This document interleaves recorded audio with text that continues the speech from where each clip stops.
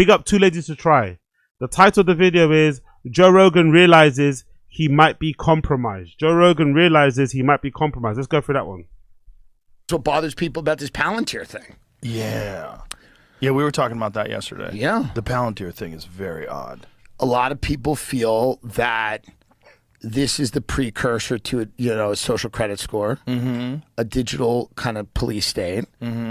I just think, Peter Thiel is giving a 4-part lecture on the Antichrist. Yeah, that seems odd. 4-part. Well, here's what's really wild to me. You build military AI, military drone, autonomous drone technology to export to war zones all over the world. Okay. You build domestic surveillance technology to surveil our friends and neighbors. And then your other pet passion is the Antichrist. Yeah, big up Two Swords. I think you're talking about the... Oh, really? Ouch. It wasn't Cam Girl. It was, okay, the other one. The one that was... the one that kept popping... The one that popped into No Jumper. The kind of chubby one. Damn. He was really spending on her too, and he was really tricking on her, innit? He was really spending big bucks on that girl. She broke his heart then. Jesus Christ. Ouch. Fucking no, Blasey. Blasey's a bit useless with the ladies, isn't it then? It must seem like.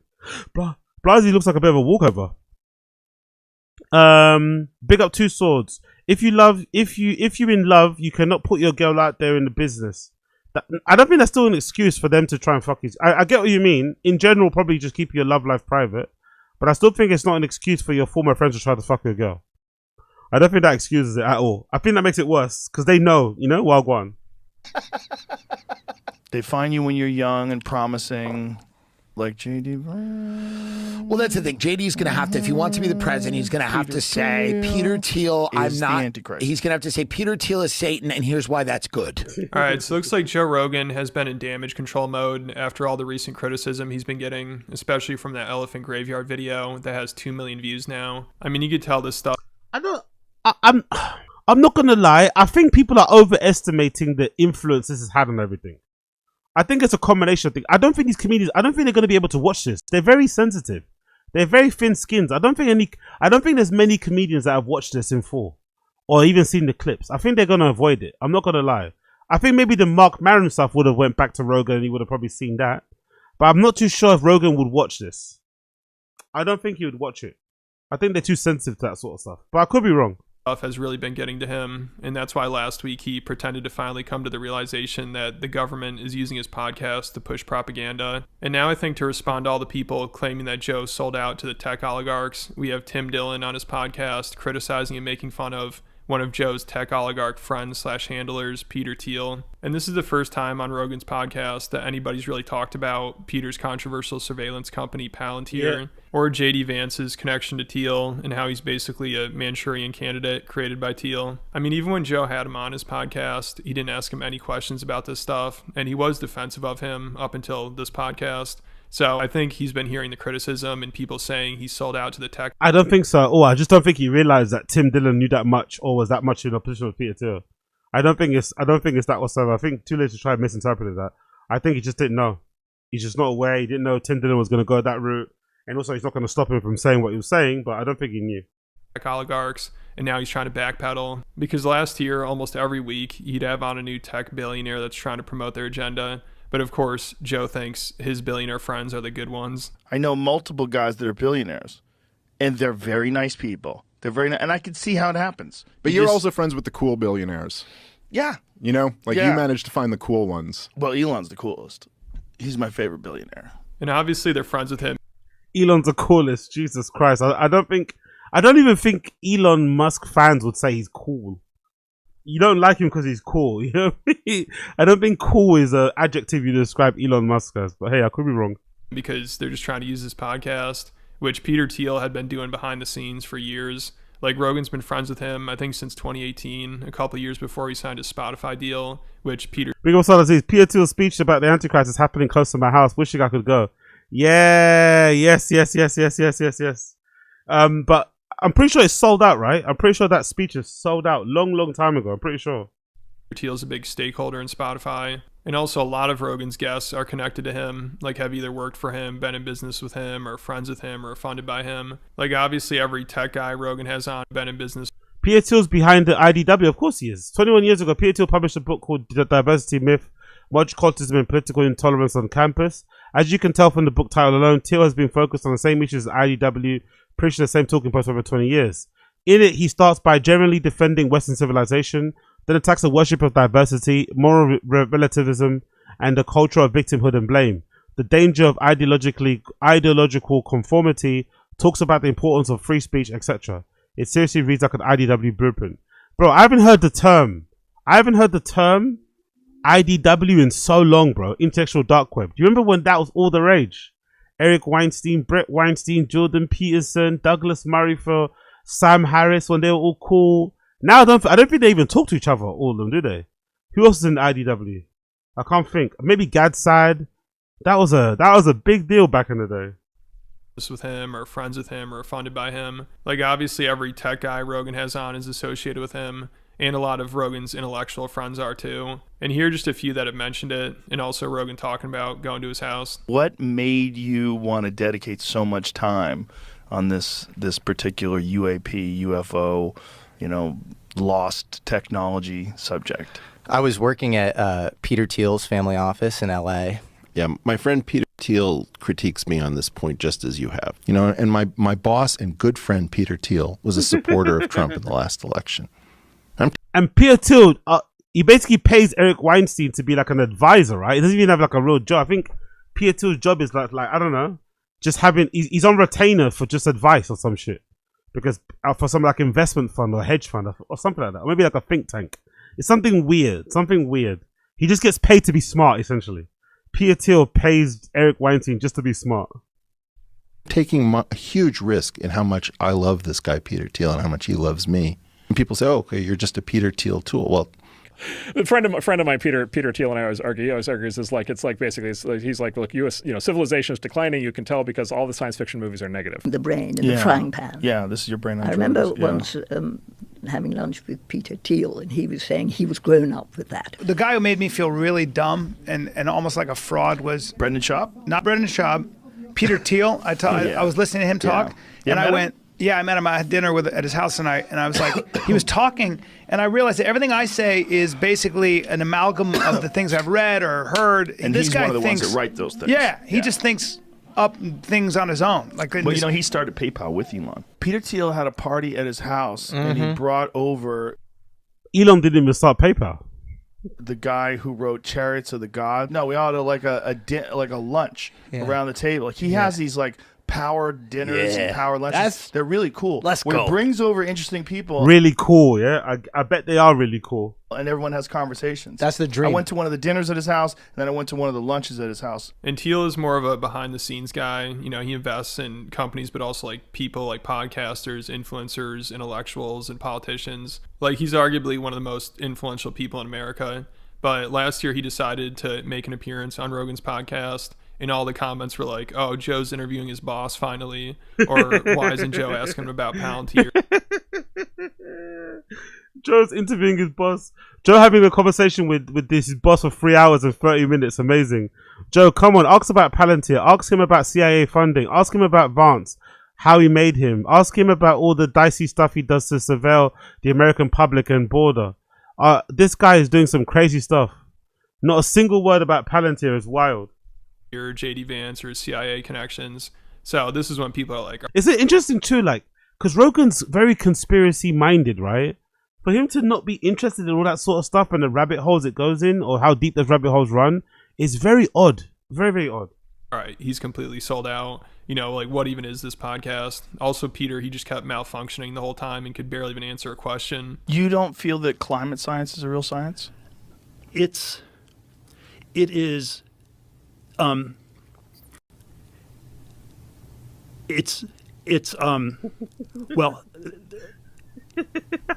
what the fuck? Jesus Christ, I thought he was exaggerating there, but he really is short-circuiting, isn't it? Jesus. there's several different things one could say. Say something then. And the only interesting part was when they talked about Epstein, because Thiel, he's met with him before, and it was after he was already a convicted sex offender, which Thiel admits during this podcast, but he leaves out that Epstein actually invested in one of his companies. So he kept trying to downplay Epstein's operation and act like the child sex trafficking wasn't as prevalent as people thought, and we should be more focused on who he's working for and why he's protected. I don't know. You know, they're all the Jeffrey Epstein conspiracy theories, which I'm probably too fascinated by, because it felt like there was some crazy stuff going on that they were able to cover up. Crazy stuff. And still are. 1 minute. But then, man, doesn't it, the fact that we're still talking about Jeffrey Epstein tell us how hard it is to come up with anything else? What? No, because there's no answers. Exactly. Probably the sex stuff is overdone and everything else is underdone. It's like a limited hangout. We get to talk about the crazy underage sex and not. That's convenient, isn't it? That's convenient. The worst crime is probably overplayed, over-exaggerated. That seems convenient, seeing as he was your friend. That seems convenient, isn't it? That seems oddly convenient. About all the other questions. The question isn't about the sex with the underage women. The question is, yes, it is. Is really about, why was he so protected? No, it's all the above, mate. It's all the above. It's the sex with underage women. It's the human trafficking. It's the abuse. It's probably there's probably murder involved there too. It's all of it. It's all of it. Fucking. It's not one or. It's not either or. You fucking dob. And then I went down all these rabbit holes. Was he working for the Israelis or Mossad or all this sort of stuff? And I've come to think that's nothing wrong. That was very secondary. It was obviously it was just the U.S. He was just one bad apple, wasn't it? He was just one bad apple. The rest of Mossad are pretty okay. They're pretty cool. I play paddle with some Mossad agents. You know what I mean? He's just one bad apple. One bad apple. If you're working for Israel, you don't get protected. We had Jonathan Pollard. He went to jail for 25 years or whatever. But unrelated, right? Understood. But this is one particular operation. But it was if it was an intelligence operation, the question we should be asking is what part of the U.S. And of course, Thiel thinks he was only working for U.S. intelligence. Of course. And Joe doesn't say it here, but he said a bunch of times on his podcast that he thinks it was Israeli intelligence. Also, usually when Joe is talking about someone who met with Epstein after he was convicted, he's like, that's insane. I can't believe it. But when Thiel tells him this, obviously he has nothing to say about it. And then he even defends him on another podcast. The real weird thing is that he just gets out and gets like house arrest. Yep. And he gets like a little slap on the wrist, and then he's back in action with all these rich people again. Yep. Like really rich, influential people. Like Bill Gates is hanging out with him after he's already been arrested and convicted. Like that's bananas. That's why his wife left him, isn't it? That's why Bill Gates' wife left him. She probably saw some things that we have never seen, and she said, sayonara. When you were introduced to him, how was he described to you? He was described as one of the smartest tax people in the world. Interesting. And I probably was my moral weakness that I. Well, how could you have known back then? He had never been arrested. No, this was 2014. It was post arrest. Oh, so his arrest was the first arrest, right? Yeah, which was like 2007. 08. Probably worse. Admitting that is probably worse. Admitting that is probably worse. I was actually friends with him after he got arrested. That's probably worse. Right. Okay. And then after this, Joe had on Kurt Metzger, who's like, man, that guy Peter Thiel you just had on is the biggest liar ever. And Joe's like, what did he lie about? And then Kurt goes into what he was saying about Epstein. So Joe gets really defensive and he has to come up with the biggest cope I've ever heard. This is unbelievable. He says there's no way Peter Thiel could be involved in a blackmail operation or a child sex trafficking operation because he's gay. That's Joe Rogan's defense here. Peter Thiel, I watched you talk to Peter Thiel. I've never seen someone lie so artlessly and autistically in my life. What did he lie about? Oh, dude, I'm going to put this out about Epstein Island. Maybe just some guys were cheating on their wives. Yeah, maybe that's all it was, Peter. Some guys were cheating on their wives. See, the thing is, he's a gay guy, and he's not interested in going to that island, so he's probably on the outs. And allegedly, I mean, I don't know. I don't know if he supposedly ever that's went. not the only game in town. Oh, I'm sure there's gay blackmail, but you can't when a guy's single and gay, like, what are you going to get on him? That he fucks other guys? See, that's why they didn't want gay marriage. Yeah, so that was an interesting take. I guess Joe thinks there are no gay PDF files. I mean, after hearing this, I think Thiel might have blackmail on him. But it seems like Joe might be trying to distance himself a little bit, or at least give the illusion that he's distancing himself from Thiel after this recent podcast with Tim. And at one point, Joe asked Tim about a dinner he turned down with Thiel, and Tim says he just doesn't really trust him. And also, he was complaining about how the tech people never have good food at their dinners. That's definitely a big part of it too. You know, if you want to win Tim over, you better make sure you have a 5-star feast prepared for him. Like JD Vance, he must have picked a good restaurant to get Tim to go to that meeting with him. I don't think Peter Thiel eats food like a person. I think it's like he has some type of... But Tim is saying that because he's probably heard something about that. He doesn't know in detail. He didn't mention this food thing just out of the blue. Because he mentioned it, I think he mentioned it before. I remember listening to a Tim Dillon podcast where he mentioned a lot about these dinners in LA, about these meetings, these dinners being shit and not being well catered. And I think he mentioned something about everyone also being really, really skinny all of a sudden.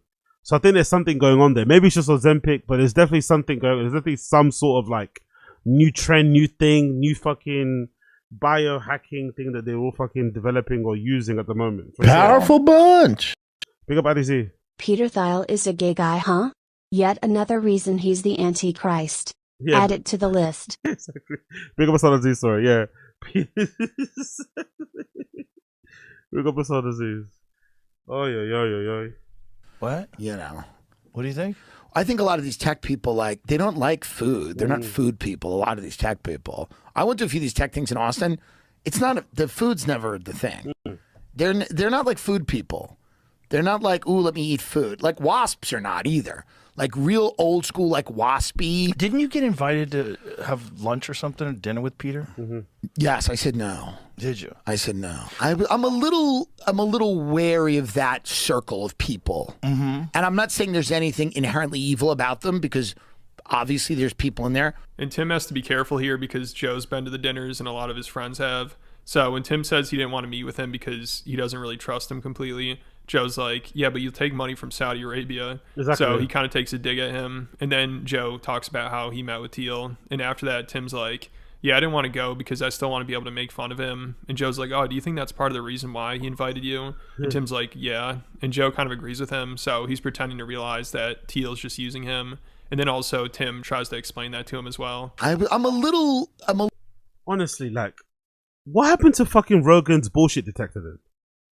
How does he not realize that these rich guys, these billionaires, these tech fucking entrepreneurs probably aren't trying to be his friend because they think he's smart? You know? They're not trying to be his friend because they think he's smart. They're trying to be his friends to get him on their side so he can talk favorably about them on their pods or defend them vehemently on his pod, on his very big platform. Like, how did he not know this? How is he not aware that, you know, being pally with these guys? But I guess for Rogan, he probably thinks of himself as smart.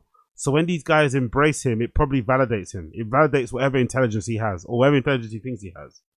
It validates all the fucking years of research he's done into vaccines and shit. A little wary of that circle of people. And I'm not saying there's anything inherently evil about them because obviously there's people in there. I don't know that I want to go to a dinner with someone who's going to talk endlessly about the Antichrist. But yet you'll go to Saudi Arabia. Yeah, of course. And perform. Of course. I've been to Peter's house twice. Yeah. I went once with dinner with Eric Weinstein. I forget who else. I'm sure he's a very nice guy. Like Peter Thiel. People He is that a nice know guy. him I've go, had he's him a on the nice guy. podcast. He's a smart guy. Yeah. I get invited to a lot of dinners and a lot of things. And what I try to do is I try to say to myself, I need to be able to criticize people and make fun of them. Right. So, it felt like really weird to go to this guy's house and then shit on him the next day. Do you think that's part of the strategy of inviting you to go to places? Yes. Yeah. Most I think so, likely. too. Everyone has an agenda, and that's completely understandable. You think Rogan, I'm not sure about you guys, but if I was Rogan, I'd be a lot more conscious, a lot more aware, a lot more attuned, and a lot more just paranoid about people inviting me to things. You know? I would always be thinking, okay, what's your ulterior motive? What are you trying to get out of this, you know? If somebody tries to be too pally, especially somebody with influence, with wealth and resources and shit, you should be a little bit, you know, fucking, I don't know. just doubtful of people's intentions. Like, what are you in it for? You definitely want something out of me. What is it? You be suspicious. That's what you should be. You should be somewhat suspicious of everybody's intentions. And I think what they try to do is sometimes launder that agenda through some cultural space, however they want to do it, you know? Yeah. And that's happened forever. It's not new. It's not unique because there's an internet. 1,000%. There's people that want the world to look a certain way. What he wants, like, I'm sure it was like a lovely, like, he goes, I want to talk about the media. And you're like a comedian, but you're in the media, and like, you know, he has a bunch of people to his house. There's probably smart people that go. Yeah, he likes to have and they these talk about the media. Big thought, like Right. think tank conversations. Yeah, and I just felt like that didn't appeal to me. And it's funny Tim even has to explain this to Joe, because Joe's explained this a billion times on his podcast, you know, how billionaires have too much power and influence over the media and politics. And also, obviously, he'll talk about how sketchy it is that they're connected to Epstein. But then, like, right after he gets done talking about this, the next day he'll have on a billionaire that's connected to Epstein that's just trying to use his podcast to gain more influence and power. But of course, they're the good billionaires. They're the good ones that met with Epstein. Powerful also, Joe's bunch. coping over this by acting. Big up Flazzers, big up Personally, I Flazzers. think Tim was being satirical about going for a dinner with the admiration, and it went over the internet's head. It seems like a joke to me. No, I don't think so. I don't think it's a joke. I think he's being serious. I see what you mean, but I think he was being serious. Big up Flazzers. And like when Peter Thiel first invited him over, his podcast wasn't very popular. Like there'd be no reason for Thiel to think he's useful. Like Joe said, he wasn't influential at the time, but this was in, I think, 2018 or 2019 possibly. So that's complete bullshit. You know, he had the most popular podcast in the world, and he got that Spotify deal just a year or two later. So it's really weird. He acts like, oh, I was a nobody back then. You know, I wasn't on his radar. I don't know why he brought me over the house to meet Eric Von Daniken, but I was not that influential back then. I was not someone that you would have on the radar as being the guy who is going to affect presidential campaigns. Yeah. I was a MMA commentator Sure. who's a dirty comedian who talks shit on the internet. Right. Like, that was it. And I had Eric on my podcast before, and that's how Eric and I became friends. And he knew that I had a deep interest in... And he still had a huge podcast, brother. Like, stop being stupid. Like, and also he's grooming politicians to become fucking presidents eventually. Like, he knows, you know, he's not a dumb guy. He can see what's going on. Everyone can see the fucking trend. Everyone can see, you know, this guy was gonna be a big guy. Come on, man. It wasn't like I've read Von Daniken's book. I've watched his documentary, and I know that a lot of that stuff has been debunked. And that's one of the reasons why they wanted to bring me over to ask him questions. Yeah, so Thiel's not going to like this podcast. I mean, they also talked about how he's a Christian, and Tim explained how he's using religion to try to get people on board with AI and transhumanism, which, of course, being religious and pro-transhumanism seems like a massive contradiction, but this guy will make sense out of anything. I mean, also, Joe's like, how does he reconcile being gay with being a Christian? Like, that's his biggest hypocrisy. You know, the guy's a walking contradiction. Of course, he's going to find a way to justify anything. A lot of them. Thiel? Yeah, of course. Everyone. How does he reconcile that with the gay stuff? I don't know how anyone reconciles anything with anything, but like I think he. bless his little heart. That's his first fucking concern. There's plenty of fucking gay bishops, gay vicars, gay Christians that exist. Has he never heard of choirs?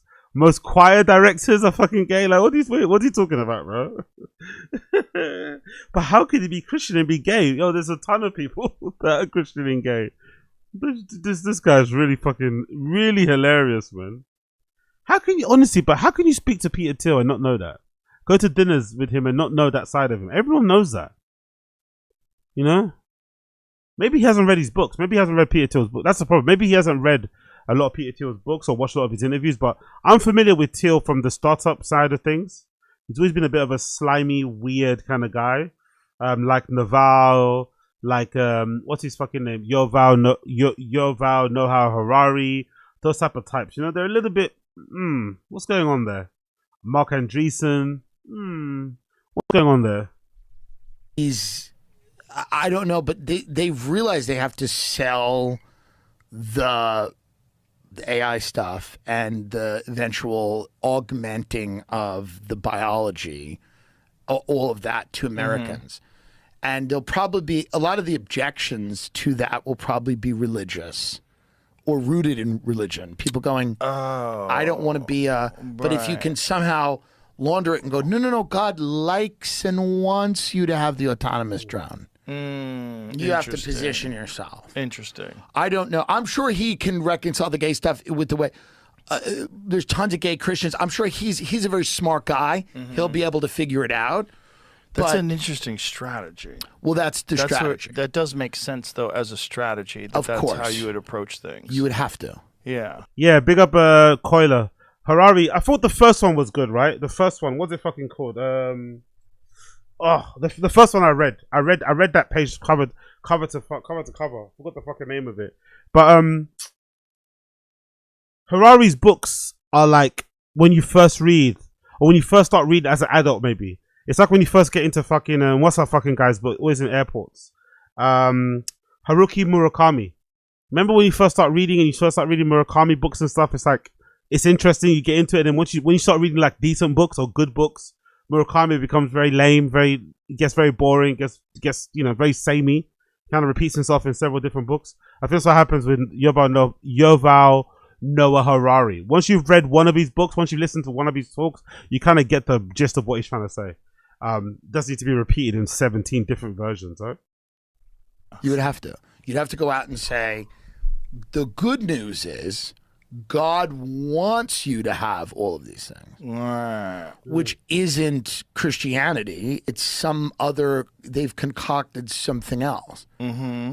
If you're augmenting your biology to live forever, or to live a lot longer, and you are seeding clouds and doing all of this stuff, then you are playing God. Yeah, so it's wild that Peter Thiel, who's a gay transhumanist immigrant, is one of the most influential people on the right. It's kind of impressive that he pulled this off, considering everything he does and he's the real power broker, bro. He's the real power behind power. Believes in. Like, also, he has an interesting take on transgenderism. Most people on the right would say. Yeah, I read both actually. I think I've got both in my collection. I just checked it. I read both. I've read Sapiens and Homo Deus. Or Homo Deus, Homo Deus, Homo Deus. But I've read both of those. I've read both. The only one I didn't read was the latest one, 21 Lessons, 21st Century. I didn't read that one, but I read Sapiens and Homo Deus. It's wrong because it's unnatural. But Thiel's criticism of it is basically the opposite of that. He thinks it's still too natural and it doesn't go far enough. And he uses Christian. He did suddenly. I think this is Ozempic, right? He did suddenly start looking very gaunt. All of a sudden. So that might explain why Tim brought up that mention about not eating food and there's some sort of pill that they were taking. He looked one way and then suddenly he's had this very gaunt look. So I wonder what he's taking. Maybe it's just Ozempic, but he does got this really strange, gaunt, sunken eye look about him recently. Christianity to try to justify this theory. I think you would prefer the human race to endure, right? You're hesitating. Yeah, well, yes. I don't know. I would. This is a long hesitation. This is a long hesitation. There's so many questions implicit in this. Should the human race survive? Yes. Okay. But I also, transhumanism is this. The ideal was this radical transformation where your human natural body gets transformed into an immortal body, and there's a critique of there's that happening now in Alien, isn't it? Alien TV series is that happening now, which is quite cool actually. Like the kids are like the stars of the show, of that TV show. Alien TV series is better than the movies, isn't it? I'm only fucking episode 3 now. It's better than the movies. So good. Yo, big up Chris Mack in the chat. Wow, go on, big up Chris Mack. Essentially, I think they get children who are like suffering from terminal diseases, and they transfer their consciousness into like synthetic bodies. Like I think they're called synths as well, or something like that, right? They're like super strong, whatever else would be durable, don't age, can live forever. Essentially, it's pretty fucking cool. It's pretty that idea is pretty fucking cool to me, anyway. At least, maybe I'm being a fucking weirdo with that fucking theory, but I don't mind it. Me don't mind it. Say the trans people in a sexual context, or a transvestite, is someone who changes their clothes and cross dresses, and a transsexual is someone where you change your penis into a vagina, and we can then debate how well those surgeries work. But we want more transformation than that. The critique is not that it's weird and unnatural. It's so pathetically little. And okay, we want more than cross-dressing or changing your sex organs. We want you to be able to change your heart and change your mind and change your whole body. Jesus and Christ. Then Orthodox Christianity, by the way, the critique Orthodox Christianity This has is scary. is these things don't go far enough. Like that transhumanism is just changing your body, but you also need to transform your soul, and you need to transform your whole self. And so, right. But the other wait. Sorry. The promise of Christianity in the end is you get the perfected body and the perfected soul through God's grace. And the person who tries to do it on their own with a bunch of machines is likely to end up as a dystopian character. Well, exactly. Let's articulate this. And you can have a heretical form of Christianity, that says something else. I don't know. I think the word nature does not occur once in the Old Testament. It is about transcending nature. It is about overcoming things. Yeah, so that's our vice president's handler. Fucking hell, scary motherfucker. Yo, big up Asadatis. Damn, I gotta watch the new Alien. I've been getting mixed reviews. No, I think it's really good. I really enjoy it. I'm a bit biased though, so don't take my opinion on it because I'm a real fucking sci-fi nerd, right? Real fucking sci-fi nerd. And anything decent enough I'm gonna watch. But I have watched a couple of the Alien series, and apart from the original Alien, I think they've all been pretty dead. The ones that have come in recently and shit. But I think this does a better job. It's the budget on that series as well must be crazy high. The budget must be insane, bro, because it's really well done. Personally, I think well written, well shot. Some of the scenes with the aliens are really good as well. It's fucking wild, man. They must have spent a lot of money on that shit.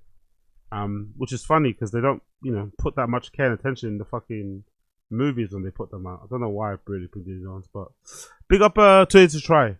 Big up Too Lazy to Try. Big up Blood Clot Too Lazy to Try. We love to hear it.